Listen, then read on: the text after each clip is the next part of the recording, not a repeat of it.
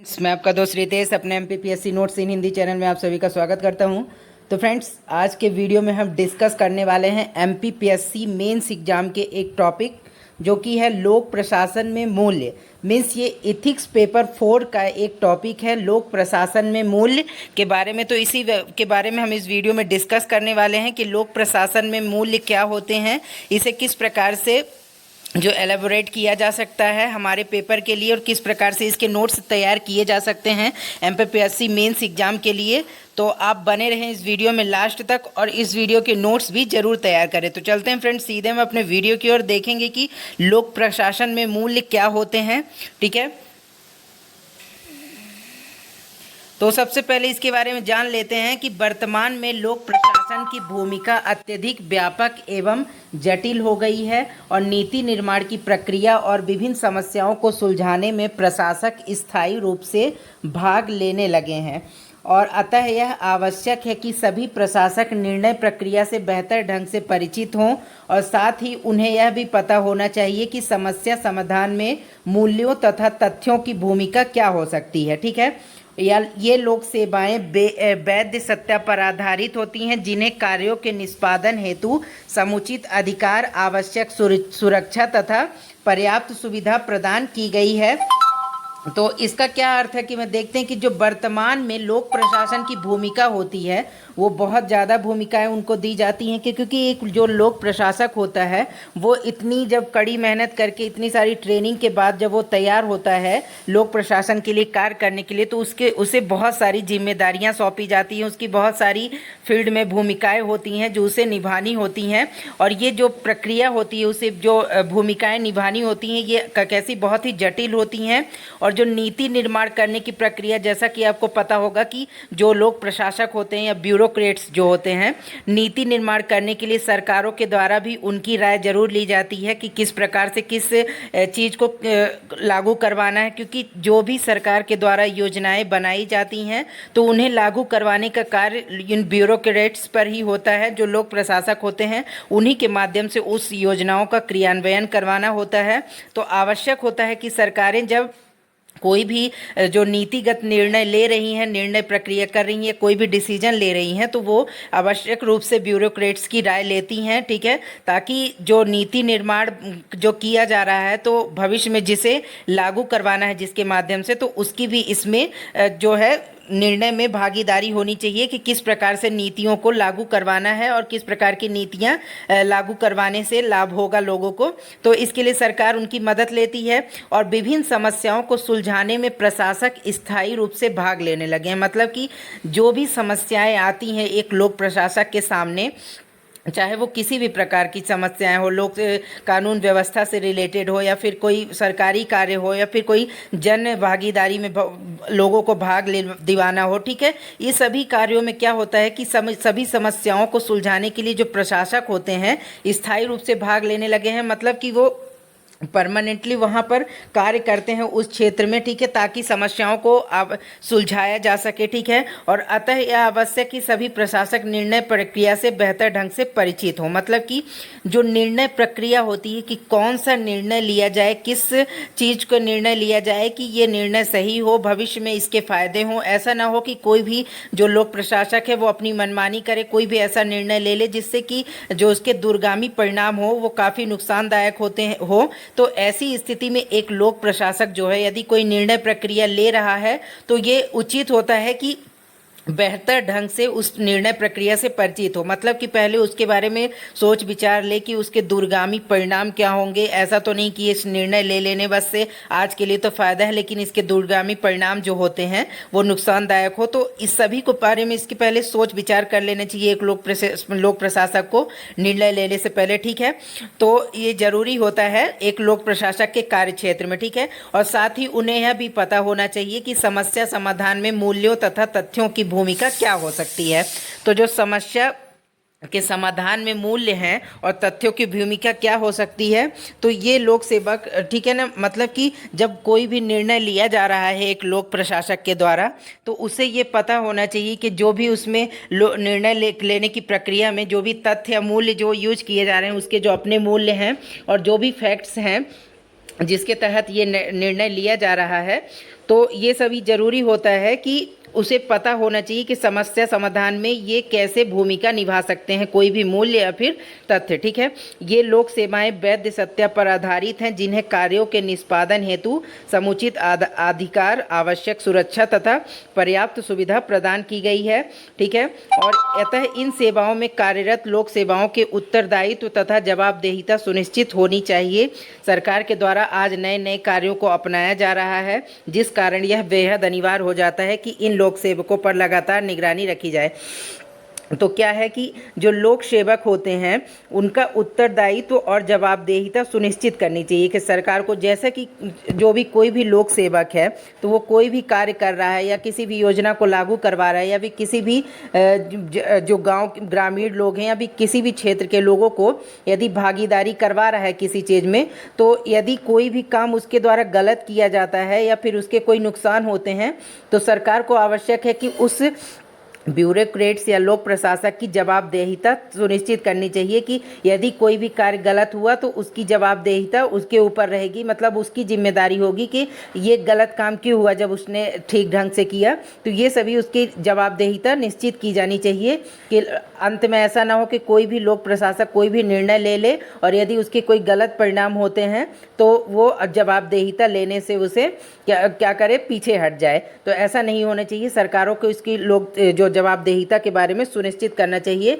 और उसे इस चीज़ का वो अनुभव होना चाहिए कि जो उत्तरदायित्व उसे मिला है वो पूरी तरह से निभा सकेगा। ठीक है, और सरकार के द्वारा जैसे जैसे नए नए कार्य योजनाएं दिन प्रतिदिन लाई जाती हैं तो ये ज़रूरी होता है कि ये लोक सेवकों पर निगरानी रखी जाए। मतलब कि जैसा कि सरकार के द्वारा यदि कोई योजना लाई गई तो सरकार जब कोई योजना लाती है तो उसे योजनाओं को लागू करवाने का जो कार्यभार मिलता है वो किसे मिलता है, तो वो ब्यूरोक्रेट्स जो होते हैं या लोक प्रशासक जो होते हैं उन्हीं को दिया जाता है कि ये योजनाएं आपको लागू करवाना है और जन जन तक इसका लाभ पहुँचाना है।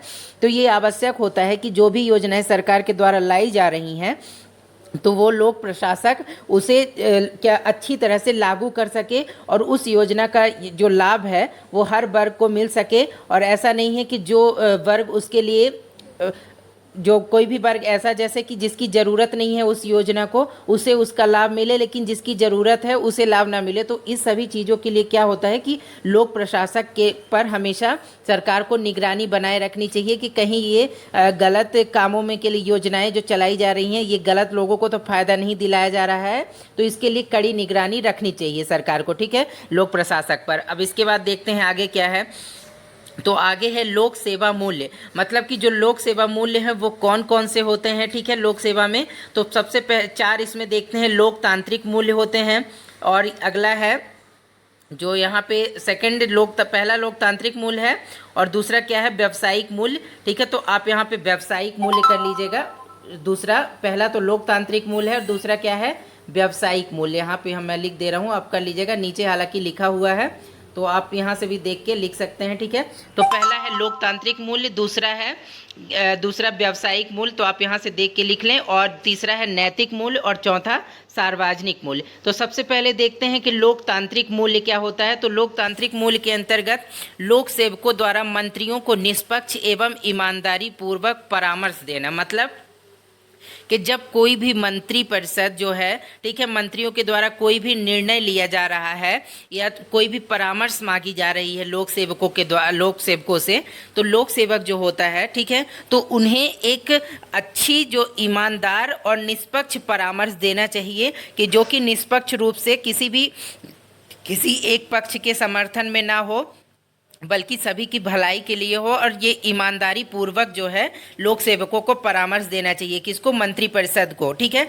और इसके बाद अगला क्या है, लोक सेवकों द्वारा मंत्रिमंडलीय निर्णय को ईमानदारी पूर्वक लागू करवाना। मतलब कि जब कोई भी सरकार, कोई भी मंत्रिमंडल कोई भी योजना लाता है, ठीक है, कोई भी योजना लागू करवाई जाती हैं, ठीक है, या लाई जाती हैं, तो इसका जो दायित्व होता है तो वो एक लोक प्रशासक के ऊपर ही होता है कि जो भी योजनाएं सरकार के द्वारा लाई जा रही हैं उन योजनाओं को किस प्रकार से लागू करवाया जाए ताकि एक सही व्यक्ति को ही उसका लाभ मिल सके। ऐसा ना हो कि कोई गलत व्यक्ति उसका लाभ ले रहा है और कोई जो जिस व्यक्ति को उसकी ज़रूरत है वो उस योजना से वंचित हो जाए या उसके लाभ से वंचित हो जाए। तो ये आवश्यक है कि उसे एक लोक सेवक को ईमानदारी पूर्वक जो है योजनाओं को लागू करवाना चाहिए। ठीक है।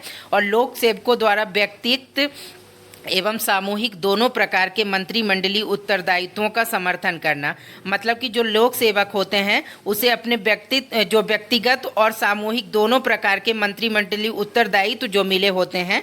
ठीक है। मतलब उसका जो एक लोक सेवक के रूप में क्या उत्तरदायित्व है और जो एक सामूहिक रूप से सरकार के द्वारा या फिर किसी के मंत्रिमंडल के द्वारा जो उत्तरदायित्व दिया जा रहा है तो वो उसे क्या करना चाहिए कि दोनों का ही समर्थन करना चाहिए। ऐसा नहीं है कि जो सरकार कह रही है वो उसका अनदेखी कर रहा है या फिर उसके जो व्यक्तिगत उसकी राय है उसके अनुसार वो कार्य कर रहा है। तो उसे दोनों को मिलाकर चलना चाहिए कि उसकी जो व्यक्तिगत राय है उसके नज़र में क्या सही है और जो सरकार कह रही है वो क्या चीज़ है। तो उसको दोनों को क्या करना चाहिए, एक उसका कॉम्बिनेशन करके ही निर्णय प्रक्रिया करनी चाहिए। ठीक है। इसके बाद देखते हैं आगे क्या है, व्यावसायिक मूल्य। तो दूसरा था व्यावसायिक मूल्य। इसमें क्या है, तो लोक सेवकों द्वारा अपने कार्यों का निष्पादन कानून के दायरे में ही करना। मतलब कि जो लोक सेवक हैं कोई भी कार्य कर रहे हैं, ठीक है, तो उसका निष्पादन वो कार्य जो है कानून के दायरे में ही करना चाहिए कि जो भी नियम कानून सरकार के द्वारा संविधान के द्वारा बनाए गए हैं तो उसके अनुसार ही रहकर एक लोक सेवक को कोई भी कार्य करना चाहिए। ऐसा ना हो कि जो वो कोई भी कार्य कर रहा है तो उससे कानून का उल्लंघन हो रहा है या संविधान की जो मर्यादाएं हैं वो टूटती जा रही हैं। ठीक है। तो ऐसा नहीं होना चाहिए। एक लोक सेवक को हमेशा संविधान और कानून के दायरे में रहकर ही किसी भी कार्य को करना चाहिए। ठीक है। और अगला क्या है, राजनीति से तटस्थ बने रहे। मतलब कि राजनीति से तटस्थ बने रहने का क्या मतलब है कि कोई भी लोक सेवक यदि वो लोक सेवक है तो उसे किसी भी राजनीतिक पार्टी से मेल जोल नहीं करना है, किसी भी एक राजनीतिक पार्टी के पक्ष में या सत्ता पक्ष में मतलब उस सत्ता पक्ष के कहने पर या फिर किसी भी अन्य राजनीतिक पार्टी के पक्ष में फैसले नहीं लेना है। ठीक है। वो उसे निष्पक्ष बने रहना है और राजनीति से दूरी बनाकर रखना है। ठीक है। ताकि तभी वो एक लोक प्रशासक जो होता है वो एक निष्पक्ष निर्णय ले सकता है गरीबों के पक्ष में जो उसके लायक हैं। ठीक है। योजनाओं को तभी अच्छी तरह से लागू करवा सकता है। ठीक है। तो उसे किसी भी राजनीतिक दल से दूरी बनाकर रखनी चाहिए। ठीक है। इसके बाद आगे क्या है, तो सार्वजनिक धन का सही, प्रभावी व दक्षतापूर्ण प्रयोग सुनिश्चित करें। मतलब कि जो भी सरकारी धन है उसे जो उसके मिला है लोक प्रशासक को जन कल्याण के लिए सरकार के द्वारा प्रोवाइड कराया गया है तो उसका सही और प्रभावपूर्ण कि ताकि सही लोगों का ही उसका लाभ मिल सके और दक्षतापूर्ण कार्यों में ही उस धन को लगाना चाहिए। ठीक है। तो क्या है कि इस तरह से ये जो व्यावसायिक मूल्य हैं ये भी काफ़ी महत्वपूर्ण होते हैं एक लोक सेवक के लिए और लोकतांत्रिक मूल्य भी। अब जो तीसरा मूल्य है वो क्या है, नैतिक मूल्य। तो इसके अंतर्गत क्या है, तो लोक सेवकों को अपने सभी कर्तव्यों का निर्वहन करना चाहिए। ठीक है। जो भी उसके कर्तव्य दिए गए हैं संविधान के द्वारा या जो भी उसके कर्तव्य होते हैं एक लोक सेवक के उसे सही ढंग से उसका निर्वहन करना चाहिए और लोक सेवकों अपने सभी कर्तव्य तथा उत्तरदायित्वों का निष्ठापूर्वक निभाएं और लोक सेवकों द्वारा लिया जाने वाला प्रत्येक निर्णय सार्वजनिक हित में हो। मतलब कि जो भी निर्णय लोक सेवक के द्वारा लिया जा रहा है तो उसका जो रिजल्ट है उस निर्णय का तो उसका जो रिजल्ट है वो सही होना चाहिए और वो जो लोग हैं उसके सार्वजनिक हित में ही होना चाहिए, लोगों के हित में होना चाहिए। ठीक है। ऐसा नहीं कि वो अपनी मनमर्जी से कोई भी निर्णय ले रहा है जिसका फ़ायदा किसी जो प्रभावित वर्ग है उसे ना हो करके किसी दूसरे व्यक्ति को हो रहा है जिसे उसकी ज़रूरत ही नहीं। तो ऐसा नहीं होना चाहिए। ठीक है। उसे सार्वजनिक हित के तहत ही निर्णयों को लेना चाहिए। इसके बाद अगला कौन सा मूल्य है, तो सार्वजनिक मूल्य। इसके अंतर्गत क्या है, तो लोक सेवा में नियुक्ति संबंधी निर्णय योग्यता के आधार पर लिए जाने चाहिए। कि मतलब कि जो लोक सेवा में नियुक्ति संबंधी निर्णय कि मतलब किसी चीज़ की नियुक्ति कैसे की जानी है। ठीक है। मतलब किसकी नियुक्ति कहाँ पर की जानी है तो उसका निर्णय कैसे लिया जाना चाहिए, योग्यता के आधार पर। ऐसा नहीं कि वो लोक सेवक बन गया है, एक ब्यूरोक्रेट्स है तो वो किसी को भी मतलब कि नौकरी पे रख लेगा। जैसे कि आजकल आपको देखने को मिलता है कि कई बार क्या होता है कि सिफारिश वगैरह करके नौकरी पर रख लिया जाता है, और कई आपको देखने को मिलेगा कि कई बार भ्रष्टाचार के माध्यम से भी, जैसे पैसे वगैरह लेकर भी कई लोगों को जिनकी योग्यताएं नहीं है उस कार्य क्षेत्र में, उन्हें भी कार्य पर रख लिया जाता है।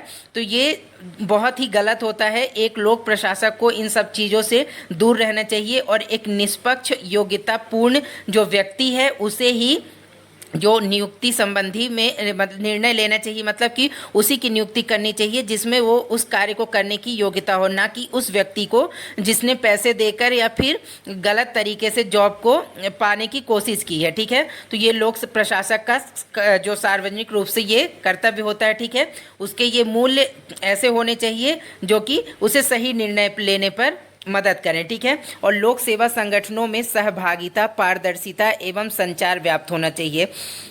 मतलब कि जो भी लोक सेवा संगठन है उनमें सहभागिता कि मतलब जो जो भी उसमें कार्य कर रहा है लोग, मतलब कि उनके ऑफिस में या फिर जो भी मतलब कि जो जन भागीदारी है उसके साथ में सहभागिता करके लोगों को भी योजनाओं में पूर्ण भागीदारी मिले, ऐसे कार्य लोक सेवा को करना चाहिए। ठीक है, और पारदर्शिता एवं संचार व्याप्त होना चाहिए। जब कोई भी कार्य कर रहा है लोक सेवक, ठीक है, लागू करवा रहा है किसी भी योजना को, तो उसमें पारदर्शिता होनी चाहिए कि मतलब वो निष्पक्ष रूप से उसे लागू करवाए, और संचार व्याप्त होना चाहिए, मतलब लोगों तक उसकी पहुंच होनी चाहिए एक लोक सेवक की। यदि कोई भी लोग उससे मिलना चाहता है या कोई अपनी बात रखना चाहता है, ठीक है, तो उसे विभिन्न प्रकार से उन लोगों की बात सुननी चाहिए। जैसा कि आप देखते होंगे कि जो कई प्रकार से जो जन सुनवाई करी जाती है, कई प्रकार के जो कलेक्टर वगैरह होते हैं जिलों में, ठीक है, तो वो जन सुनवाई के माध्यम से लोगों की बात सुनते हैं। तो इस प्रकार से उसे हमेशा